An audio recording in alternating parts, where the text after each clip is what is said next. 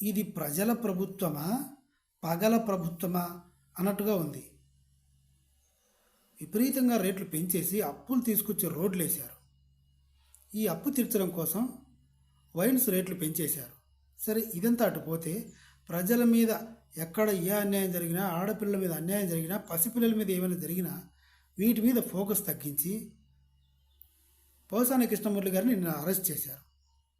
ఇంతకుముందు బోరుగడ్డ అనిలు, తర్వాత మళ్ళీ వల్లభనేని వంశీ, ఇలా వీటి మీద ఎక్కువ ఫోకస్ పెట్టారు. ఇవేంటి, వీళ్ళ పర్సనల్, చంద్రబాబు నాయుడు గారి పర్సనల్, పవన్ కళ్యాణ్ గారి పర్సనల్, వీళ్ళ మీద పర్సనల్గా అటాక్ చేసినందుకు వీళ్ళ మీద ఫోకస్ చేసి వీళ్ళని అరెస్ట్ చేశారు. మరి ప్రజలకు ఏదైనా జరిగినప్పుడు ఇంతే సీరియస్గా యాక్షన్స్ తీసుకుంటున్నారా? తీసుకున్నారు. మన సంక్రాంతికి రోడ్లు వేశారు 22,000 కోట్లు. ఈ 22,000 కోట్ల అప్పు తెచ్చడం కోసం వైన్స్ రేట్లు పెంచేశారు. ఇదేనా